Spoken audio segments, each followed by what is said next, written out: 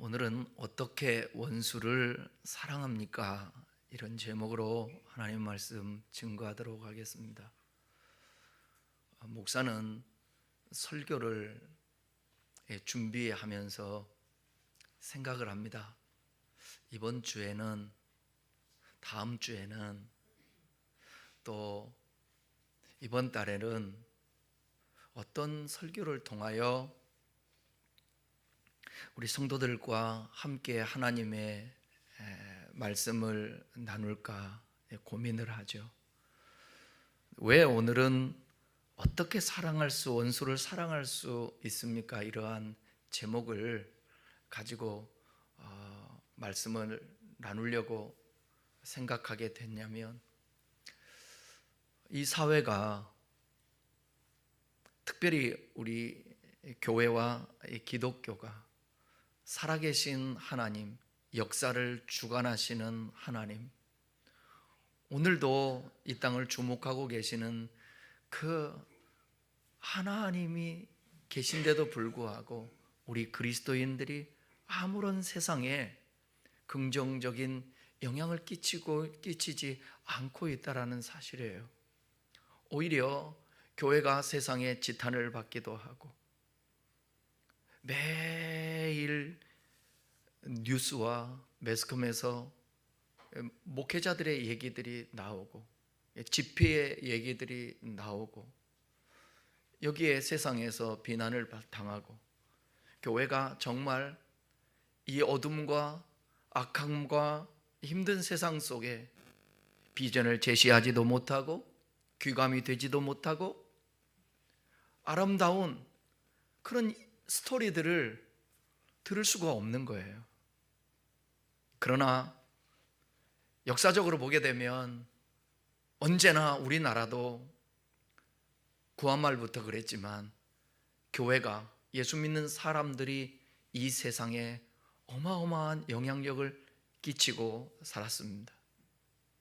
이 시대는 존경받는 목회자, 존경받는 그리스도인들이 나타나지가 않습니다. 왜냐하면 우리의 신앙이 너무 기복적이기 때문에 그렇습니다. 너무 욕망을 채우기 위한 신앙생활이기 때문에 그렇습니다. 우리의 소원을 성취하고 우리의 뜻을 이루기 위해서 한낱 하나님은 축복의 도구가 되고 말았습니다. 그래서 교회에서도 진리를 선포하기보단 듣기 좋은 소리와 성도들이 무엇을 원하는가, 어떻게 하면 성도들을 행복하게 해줄 것인가, 어떻게 해야 부담 없이 성도들이 편안하게 이 기독교라는 종교를 가지고 이 세상에서 살아낼 것인가. 그래서 오늘날 교회에서는 은혜라는 얘기가 너무나도 많습니다. 은혜는 값없이 주는 것 아니겠습니까? 우리는 죄인인데 우리가 뭘 할 수 있을까? 그냥 하나님이 부어주시는 대로 하지. 어쩌면 그 말이 틀린 말도 아니지만 그 말을 우리의 연약함으로 정당화하려고 하면 안 된다라는 것이지요. 성경은 누누이 말씀하십니다. 예수님이 특별히 십자가를 지시기 전 마지막 제자들의 발을 씻기면서 이렇게 말씀합니다. 너희도 이와 같이 행하라. 이게 예수님의 마지막 제자들을 향한 설교였습니다. 여러분, 아는 것이 중요한 것이 아니라, 듣는 것이 중요한 것이 아니라, 알고 들었으면 그것을 내가 주님을 의지하여 행하려고 몸부림치는 것입니다. 어찌 우리가 완벽할 수 있겠습니까? 그렇지만 그럼에도 불구하고 그 초점과 목적을 주님이 원하는 것에 두면서 살아야 된다라는 것이죠. 오늘 이 말씀이 얼마나 우리에게 힘들고 불가능한가 압니다. 그럼에도 불구하고 이 사회가, 온통 모든 사람들이 이런 말씀을 가지고, 그래, 원수를 사랑해야 돼, 나와 다르고 틀리다고 해서 대적하며 싸우면 안 돼, 함께 더불어 수용하며 살아야지. 다를 수도 있지. 한 뱃속에서 나온 자식들도 형제들도 생각이 다르고 싸우기도 하고 그러는데 다를 수 있지. 그러나 하나님의 말씀이 우리의 삶의 기준이 되어 그 말씀으로 우리 모두 다 살아내려고 몸부림치고 거기에 목적을 두면 이 세상이 조금이라도 좀 더 아름다운 세상이 되지 않을까, 그런 생각을 해봅니다. 분명 어떻게 원수를 사랑할 수 있을까? 쉽지가 않습니다. 그럼에도 불구하고 주님이 원하는 수준이 100이라면 우리가 20, 30, 50, 60, 70 이렇게 수준을 높여가야 되지 않겠습니까? 하나님 말씀을 듣는 자가 의인이 아니라 성경은 말하고 있습니다. 그 말씀을 듣고 행하는 자가 의인이라고 말씀하고 있습니다. 여기서 의인은 예수를 믿는 그리스도인이라는 것입니다.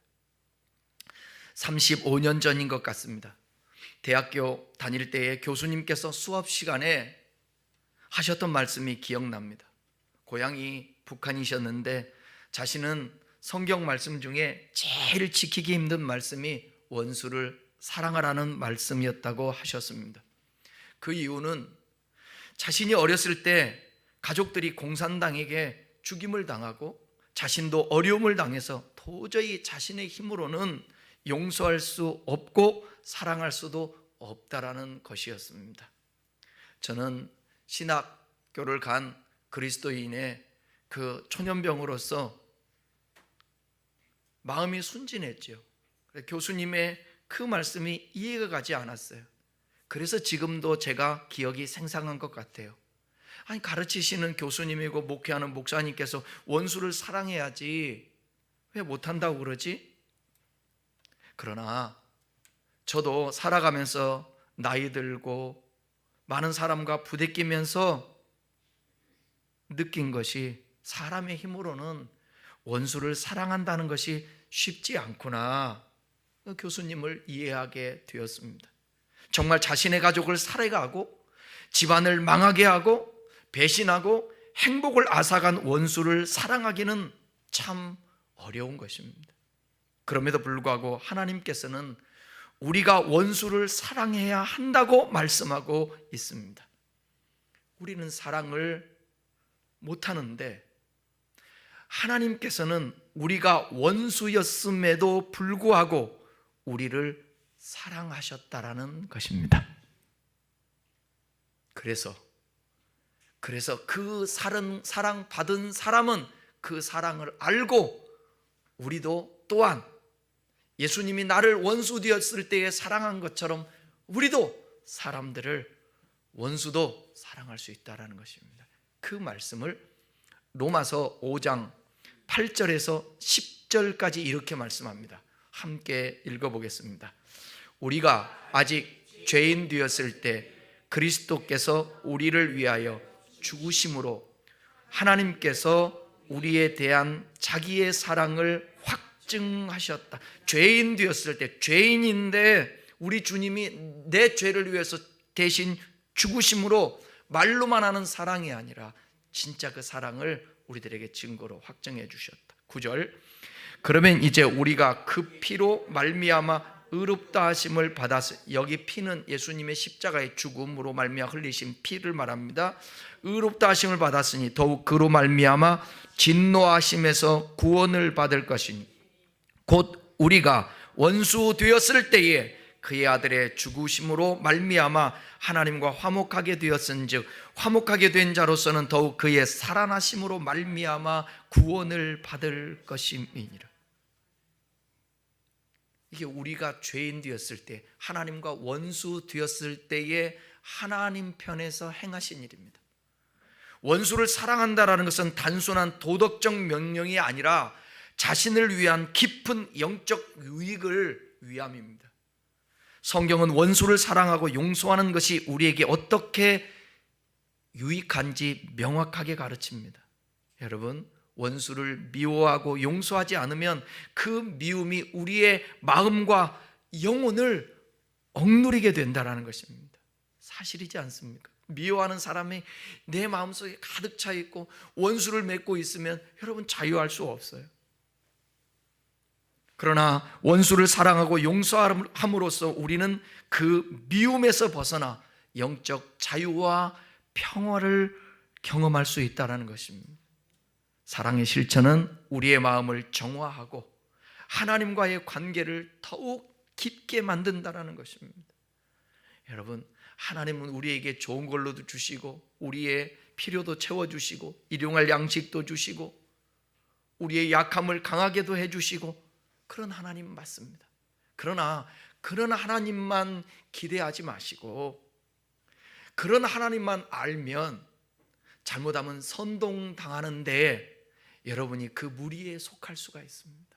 왜냐하면 선동은 항상 자기의 이익과 유익으로 인하여서 되는 거거든요. 그 선동은 거짓말이거든요. 그래서 사람들이 선동하기가 되게 쉬워요. 욕망에 사로잡혀 있는 사람, 기복주의에 복에 미쳐 있는 사람, 그런 사람들 선동하기가 되게 쉬워요. 근데 욕망을 내려놓고 자기 중심적으로 살려고 하지 않는 사람에게는 선동하기가 쉽지가 않습니다.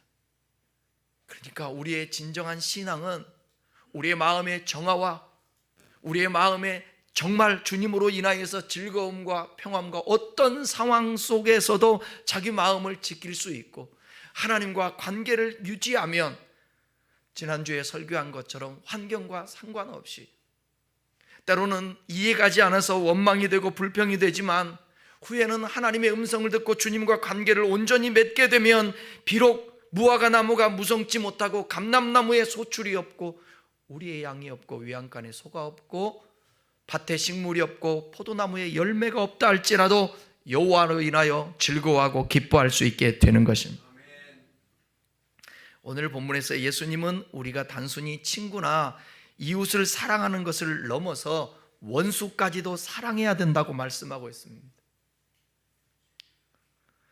이것은 단순한 윤리적 가르침이 아니라 하나님 나라 백성으로서, 여러분 하나님 나라 백성 맞죠? 천국 시민 맞죠? 구원받았죠? 하나님의 자녀죠? 이 산상수훈에 속해 있는 이 오늘의 본문의 말씀은 하나님 나라가 임한 하나님의 사람, 하나님의 백성들은 반드시 이건 윤리적인 가르침을 뛰어넘어서 백성으로서 실천해야 될 하나님의 뜻이라는 것입니다. C.S. 루이스는 이렇게 말합니다. 기독교는 불가능한 것을 가능하게 만드는 능력을 가진다. 그러니까 우리가 할 수 없다고만 하지 말고 그 주님과 교제 속에서 깨달음 속에서 그분이 공급하신 힘으로 말미암아서 우리가 원수까지도 사랑할 수 있다라는 것입니다. 원수를 사랑하는 것은 인간적으로 볼 때 불가능하지만 하나님의 은혜와 능력을 통해 실천할 수 있다라는 거예요.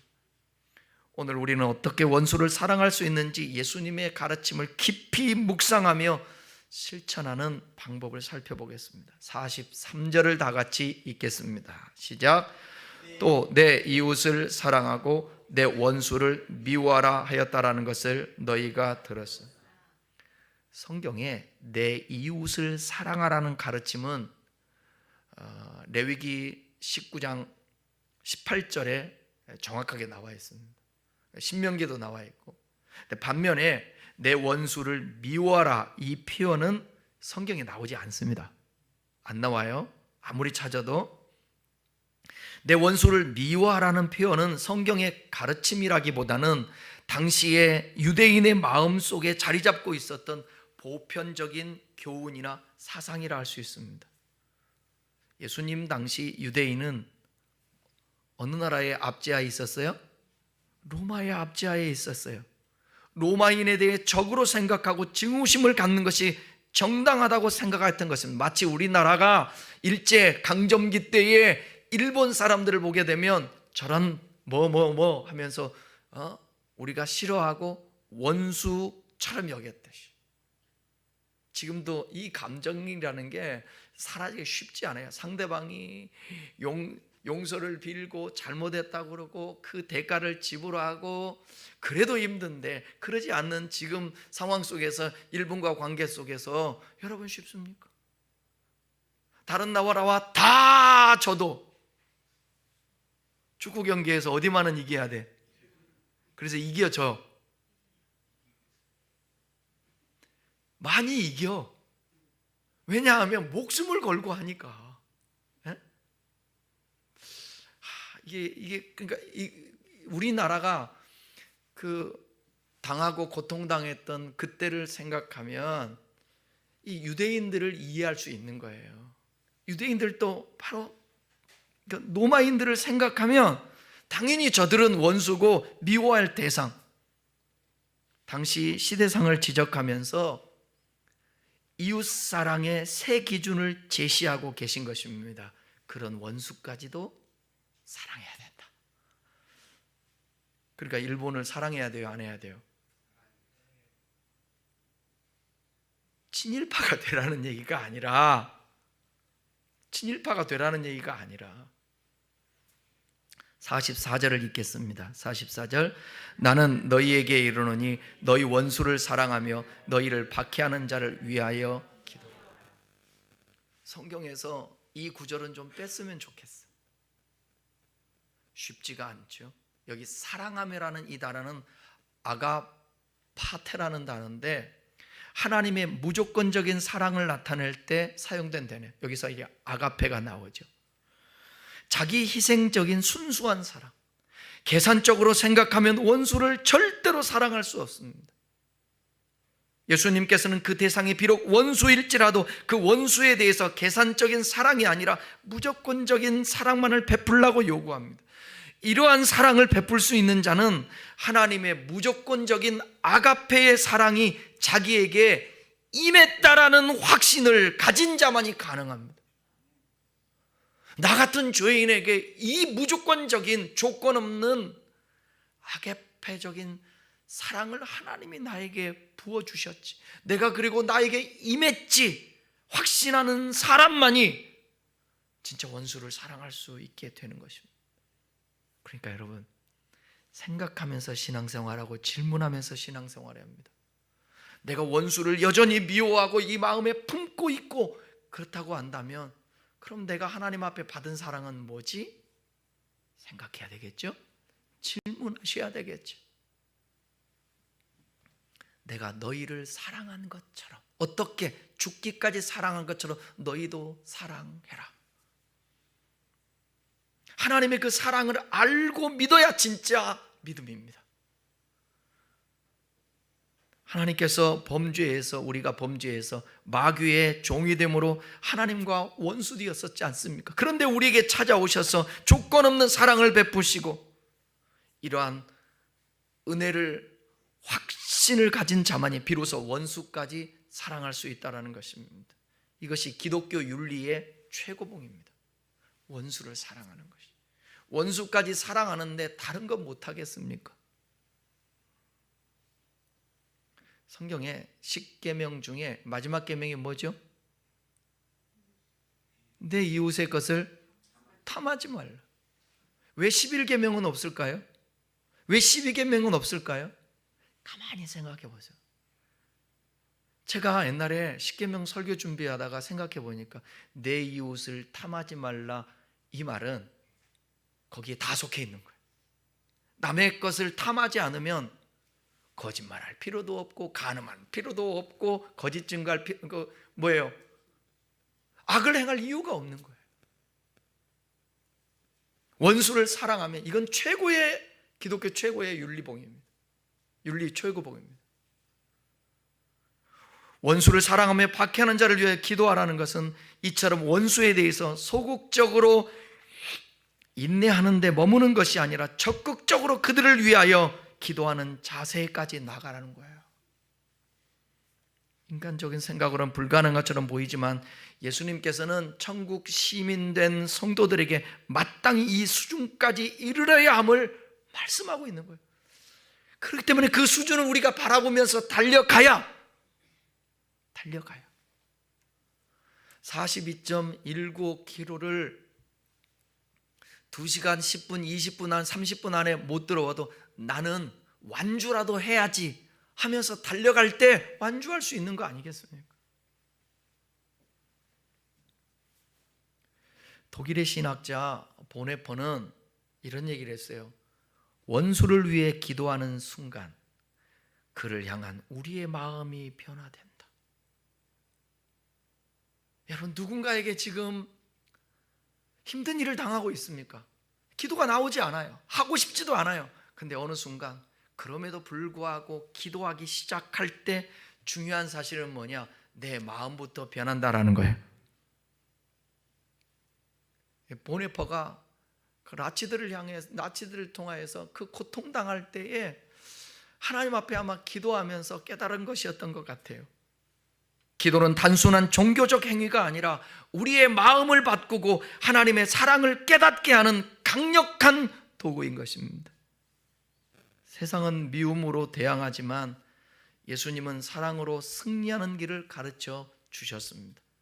원수를 사랑하는 것은 감정이 아니라 결단입니다. 한번 따라하겠습니다. 원수를 사랑하는 것은 감정이 아니라 결단이다. 예수님은 단순히 감정적인 사랑이 아니라 행동을 보이는 사랑을 요구하셨습니다.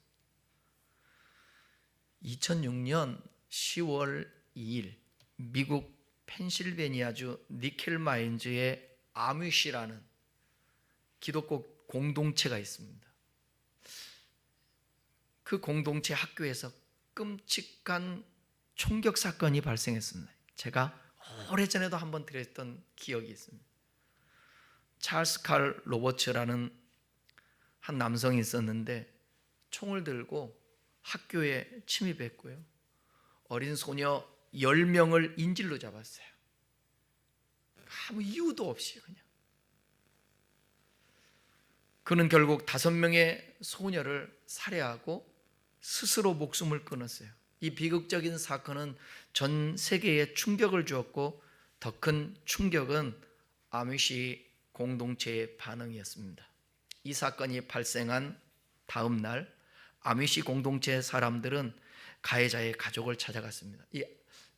좀 설명해 주면 아뮤시 이 공동체는 전기불도 요즘은 조금 많이 달라졌는데 당시에 전기불, 자동차, 그러니까 문명의 어떤 혜택을 전혀 받지 않습니다. 그리고 그 많은 사람들이 모여서 공동체로 이루면서 네 것 내 것 없이 함께 공유하면서 살았던 그 기독교 공동체였습니다. 그들은 슬픔과 분노 대신 용서와 사랑을 선택했습니다. 그들은 찰스 로버츠의 아내와 자녀들에게 위로의 말을 전하고 그들을 위해 기도했습니다. 자기 자녀를 죽였던 그 가족을. 그들은 단순히 말로만 하는 것이 아니라 그의 가족을 경제적으로 돕기 위해 모금까지 하였습니다. 그리고 충격적인 장면이 벌어졌습니다. 찰스 로버츠의 장례식 날 이 아마시 공동체 사람들은 40명 이상이 그 장례식에 참석해서 그의 가족을 위로하고 함께 울었습니다. 로버츠의 어머니는 훗날 이렇게 고백합니다. 아미시 사람들이 제게 와서 위로해주고 제 손을 잡아주었을 때 저는 믿을 수가 없었습니다. 그 순간 저는 하나님의 사랑이 무엇인지를 깨달았습니다. 하나님의 사랑이 무엇인지를. 말로만 하면 소용없어요. 행함으로 하세요. 그 찬송도 있지 않습니까? 그들은 어떻게 용서하고 사랑할 수 있었을까? 아미시 공동체는 매일 하나님의 말씀, 성경의 가르침을 삶으로 실천하기 위해 묵상하고 말씀을 나누고 기도하고 했던 사람들입니다. 하나님의 말씀을 실천하는 것에 초점을 두었습니다. 그들은 예수님의 말씀을 기억했습니다. 너희 원수를 사랑하며 너희를 박해하는 자를 위하여 기도하라. 에베소서 4장 32절을 읽어보겠습니다. 서로 친절하게 하며 불쌍히 여기며 하나님이 그리스도 안에서 너희를 용서하신 것 같이 너희도 서로 용서하라. 하나님의 말씀입니다. 그들에게 용서는 선택이 아니라 믿음의 자연스러운 실천이었습니다. 우리 주님이 말씀합니다. 너 형제도 하나 사랑하지 못하는데 네가 나를 사랑한다고? 그건 거짓. 아무런 종교 행위를 가진다 할지라도 네가 이웃을 사랑하지 않으면, 내 형제를 사랑하지 않으면 거짓말, 증명해내봐. 주님이 그렇게 요한일서에서 말씀하고 있는 것입니다. 신앙은 삶인 것입니다. 용서는 상처를 치유하는 힘입니다. 이 사건은 많은 사람들에게 깊은 감동을 주었고 용서에 대해 다시 생각하게 만들었습니다. 용서는 가해자를 위한 것이 아니라 오히려 피해자를 자유롭게 하는 힘인 것입니다. 미움을 붙잡고 있는 한 우리는 여전히 그 고통에 묶여서 살 수밖에 없지만 용서는 우리를 해방시켜 준다는 거예요. 아미시 공동체는 이 용서를 통해 복수의 굴레에서 벗어나 평화를 선택했던 것입니다. 그들의 용서는 단순한 말이 아니라 실제 행동으로 나타난 믿음이었습니다. 우리는 살면서 상처를 받을 때가 많습니다.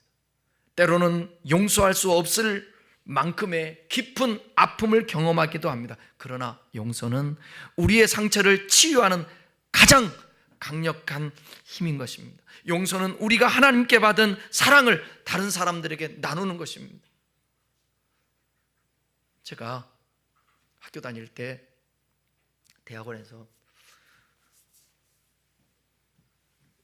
집단 상담을 하는데 8명이 교수 앉아 있고 8명의 학생이 함께 이제 집단적으로 이제 서로 얘기를 하면서 상담들을 하는데 거기 막 역동이 일어나는데 대부분의 사람들을 보게 되면 다 고백이 뭐냐? 미움, 원망, 그것으로 인한 상처, 이걸 털어내지 못하니까 나이가 먹어서도 그것이 발목을 잡는 거예요. 그게 자기의 삶을 괴롭히는 것입니다. 제 아내도 왜 그런 게 없겠습니까? 그런데 많이 하나님이 치유해 주시고 그것으로 인하여서 함께 상담을 하면서 대화를 하는데 사람들이 치유받은 사람을 부러워하는 거예요. 여전히 해결하지 못한 사람은 뭔가에 짓눌려 있는 것입니다. 통곡을 하는 거예요. 울고 통곡을 한다는 것은 무슨 얘기예요? 아직도 이 안에 뭔가에 갇혀 있어서 자기가 괴롭다라는 것을 표출하는 거 아니겠습니까? 그 표출로 인해서 많은 치유도 되지만 여러분, 용서는 자기 자신을 위해서도 해야 되는 것입니다. 45절을 다 같이 읽겠습니다. 이같이 한즉 하늘에 계신 너희 아버지의 아들이 되리니 이는 하나님이 그 해를 악인과 선인에게 비추시며 비를 의로운 자와 불의한 자에게도 내려주십니다. 원수를 사랑하고 기도하는 일이 전제되면 하나님의 아들임이 입증된다는 거예요. 성도가 하나님의 아들이 되는 것은 예수 그리스도를 믿고 구원받는 순간 아닙니까? 그러나 다른 사람으로부터 하나님의 아들이라고 인정받는 것은 실제 행동이 그리스도의 말씀과 같이 원수를 사랑할 수 있는 정도에까지 이르러야 한다는 거예요. 그러니까 원수를 사랑하는 것은 내가 하나님의 아들임이 입증된다는 거예요. 반대로도 생각해야 되지 않아요? 내가 원수를 사랑하지 못하고 늘 미움과 이 속에 악한 감정을 가지고 있다면 그건 증거로 내가 믿는다고 아무리 얘기해도 하나님의 아들임의 증거를 사람들에게 보여줄 수 없잖아요. 너희의 착한 행실을 통하여서 네가 하나님의 자녀인 것인지 하나님의 사람인 것인지 많은 사람들에게 보여줘라. 산상수훈에서도 얘기하고 있지 않습니까? 우리는 단지 구원받은 것에 만족할 것이 아니라 이와 같은 성숙한 신앙을 가지기 위해서 노력해야 된다는, 오늘 교회들이 이 사회에 우리 그리스도인들이 이 역할을 해야 되는 거죠. 45절은 성도가 원수를 사랑하며 핍박하는 자를 위해 기도해야 하는 이유를 밝혀주고 있는 것입니다. 그 이유는 바로 하나님께서 악인과 불의한 자에게도 은혜를 내려주시기 때문에 그래요. 우리가 불의한 자에 있지 않습니까? 그때에도 하나님의 은혜가 임했다라는 거예요. 그러다가 주님께서 우리에게 찾아오셔서 십자가에 못 박혀 죽으시고 내가 너를 사랑한다고 말씀할 때에 다행히 우리가 그 주님의 은혜를 받아들이게 된 거죠. 여러분, 우리가 기독교 세계관에서 이분법적인 사고를 빨리 깨야만이 여러분 시야가 넓어집니다. 그래야 원수도 사랑할 수 있습니다. 나와 틀리면 다른 종교는 예수 안 믿는 사람은 다 악한 사람이에요. 아니, 교회 다니는 사람 악한 사람 없나요? 진정한 기독교 세계관, 하나님의 창조를 믿는 사람은 우리가 아직 죄인 되었을 때도 하나님 안에 있다는 사실을 아세요? 지금 불신자들도 다 하나님의 통치 안에 있다는 거 모르세요?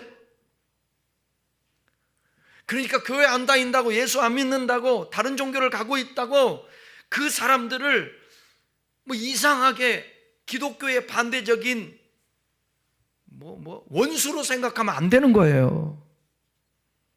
항상 가능성을 보고 지금 나와 맞지 않는 사람도, 그 사람도 나중에는 맞을 수 있고, 지금 하나님과 원수된 사람도 나중에 주님 앞에 돌아올 수 있고, 그래서 영원한 원수는 없어요. 영원한 반목의 대상이 없다고요. 여러분, 정치적으로 맞지 않는다고 해서 그 사람을 적대시하면 안 돼요. 한 하늘 아래서 사는 거예요. 아멘. 맥콜 먹어야 돼요, 안 먹어야 돼요? 맥콜이 뭔지 모르죠? 통일교회에서 만든 옛날에 보리텐이 그래서 맥콜 다음에 나왔죠. 지금도 목욕탕에 가면, 사우나에 가면 가끔 맥콜이 보여요. 그러면 우리 그 목사, 태권도 하는 목사가, 선교하는 목사가 이상하게 맥콜을 잡아서 먹어요. 그래서 내가 농담으로, 아이씨, 맥콜을 왜 먹어? 그러니까 다음부터 먹을 때는 모르게 먹어. 먹어도 돼요, 안 돼요? 돼요. 되도록이면 그의 선교를 위해서 안 먹을 수도 있지만 먹어야 될 상황이면 먹어야죠. 우리가 고의적으로 할 필요는 없지만. 여러분, 불교인이 경영하는 버스라고 해서 여러분 안 타고 다닐래요? 우리가 모르는 종교가 다른 사람들이 만든 것들 먹고 살잖아요. 이 교회 안에도, 아니, 이 기계의 부품이 거기에 불교인들이 없겠습니까? 그럼 이거 쓰면 안 돼요? 그렇게 생각하면 안 되는 거예요.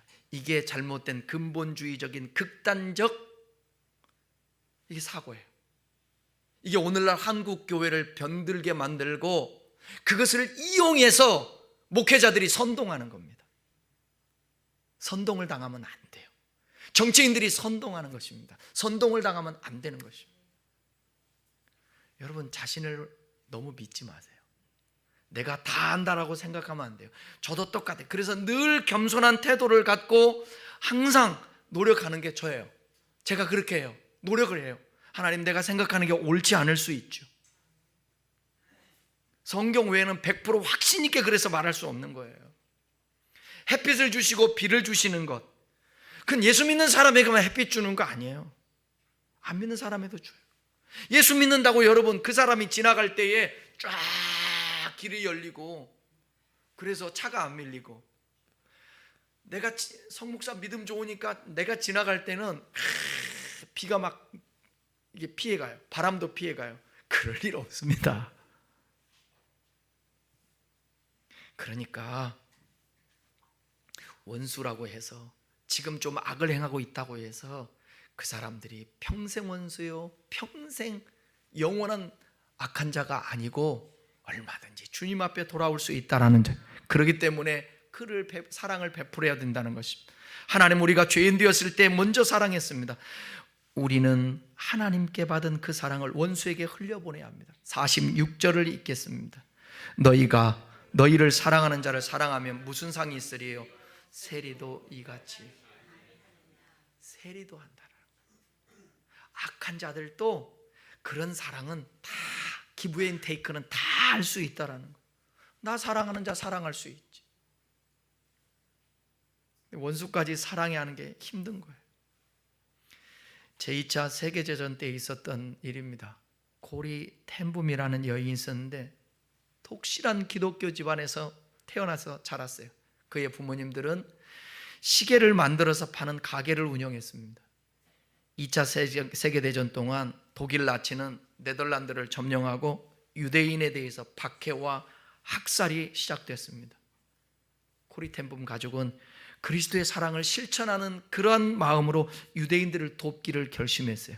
그리고 그들은 자신의 집을 피난처로 제공을 하고요, 나치로부터 도망치는 유대인들을 숨겨주고 보호했어요. 집안에 비밀방을 만들고요, 유대인들과 저항운동가들을 갖다 안전하게 숨겨주었는데, 코리와 그의 가족은 가짜 신분증도 또 만들어주고 식량 배급표를 구해주면서 수백 명의 유대인들을 살 수 있게 해줬어요. 그러다가 1944년 2월에 이 코리 텐붐 가족의 활동은 비밀 경찰인 게슈타포에게 발각되었어요. 나치에게 체포돼서 강제 수용소에 갇혔습니다. 그곳에서 모진 고문을 당하고 그 여동생은 잔인하게 죽임을 당했습니다. 44년 12월 행정실수로 코리 텐붐은 풀려나게 되었습니다. 그리고 이제 전쟁이 끝나게 됐죠. 코리 텐붐은 독일에서 강연을 하며 하나님의 사랑과 용서를 전했습니다. 그런데 그러던 중에 집회에 자기 자신에게 찾아와 걸어 나오는 나치 병이 있었습니다. 그 나치가 코리 텐붐에게 손을 내밀면서 이렇게 말해요. 코리 텐붐, 저는 예수님을 믿고 회개했습니다.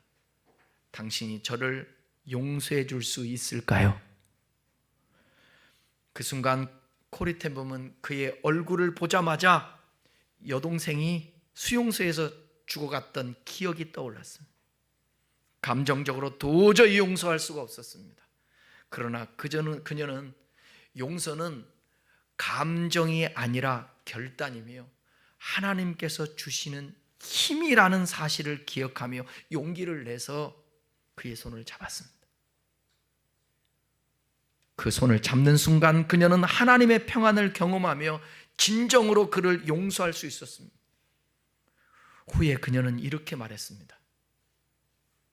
따라하겠습니다. 용서는 감정이 아니라 결단이며 우리가 순종할 때 하나님이 감정을 채워주신다. 아멘. 원수를 사랑하는 것은 우리의 힘으로는 불가능합니다. 그러나 하나님의 사랑을 의지할 때 우리는 용서할 수 있습니다. 47절 읽겠습니다. 또 너희가 너희 형제에게만 무난하면 남보다 더하는 것이 무엇이냐? 이방인들도 이같이 하느니라. 여기 무난하다, 이 단어는 행복을 빌다 그런 뜻을 갖고 있는데, 이스라엘 사람들이 만나면 헤어질 때 서로 포옹하고 그러면서 인사를 하는데 뭐라고 인사하죠? 샬롬이라고 인사합니다. 포용하고 입맞추고 더불어 행해지는 이러한 인사는 이교도들에게는 행하여지지 않았습니다. 유대인들도 자신과 유대감을 나눈 형제 즉 동족에게만 이러한 인사를 했어요. 그러나 예수님께서는 동족 간의 편협된 사랑에서 벗어나 보다 폭넓은 사랑을 행할 것을 요구합니다. 기독교는요, 학연, 지연, 혈연을 뛰어넘어 모든 사람을 사랑해야 합니다. 외국인, 노동자, 다문화 가정, 이방인 구분 없이 사랑해야 합니다. 그게 그리스도인들의 가치, 관이에요. 정치적으로, 사상적으로, 종교적으로 달라도 사랑해야 합니다. 전철을 타고 가는데, KTX를 타고 가는데, GTX를 타고 가는데 자리가 하나밖에 남지 않았어요. 근데 스님이 앉아 있어요. 스님 옆에 여러분 앉을 자신 있어요, 없어요? 앉을래요? 피해 갈래요? 자유 많이 하시네. 모든 걸 생각하지 않고 너무 자유하는 거 아니에요? 아니, 스님 옆에 앉으면 그 옆에서 무슨 귀신이 붙습니까? 아니에요. 외국인 보면서 여러분 절대로 이 언어들을 잘 사용해야 돼. 이제 이 글로벌 시대에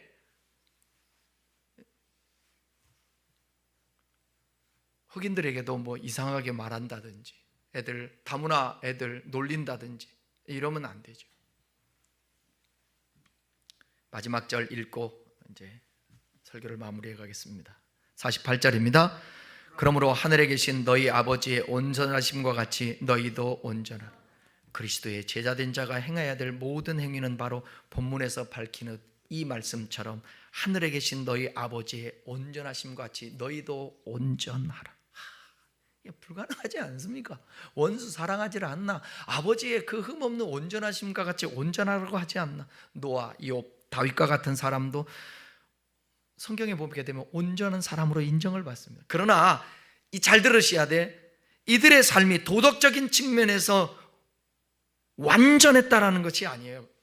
도덕적인 측면에서 이들이 완전했다, 그게 아니라 여기 온전하라는 이것은 도덕적이거나 윤리적인 측면에서 인간의 완전한 행위가 아니라 하나님과의 관계에 있어서 온전함을 얘기하는 것입니다.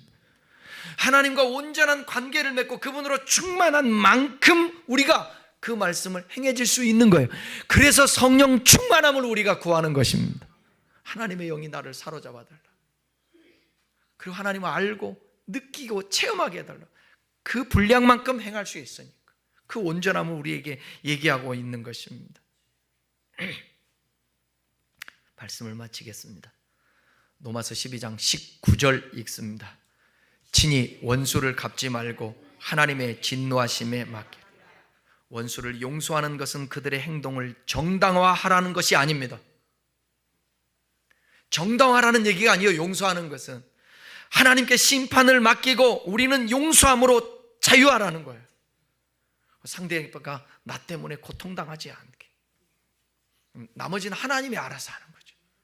로마서 12장 20절 21절을 축약해서 한번 읽어보겠습니다.